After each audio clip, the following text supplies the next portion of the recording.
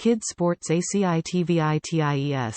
Work on coordination and building motor skills, all while having fun with this scooter board for kids. Durable floor scooter.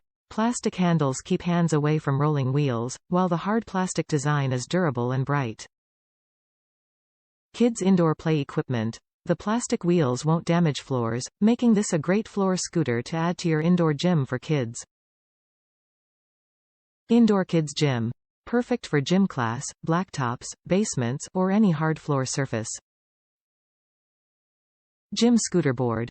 Ideal for use in kids' sports activities for ages 6 to 12, or between 2nd and 8th grade. Top reviews from the United States. Screen-free fun exercise. This scooter seems sturdy, durable and is very easy to use. Best of all, no assembly required. My son played with this right after we opened it and he gives it 5 stars. We set up a scooter-friendly obstacle course. He lays on his tummy and uses his arms and legs to push his scooter around it. This scooter provides a fun full-body workout for young kids. If you want to make it more challenging, buy Fat Brain toy squigz from Target.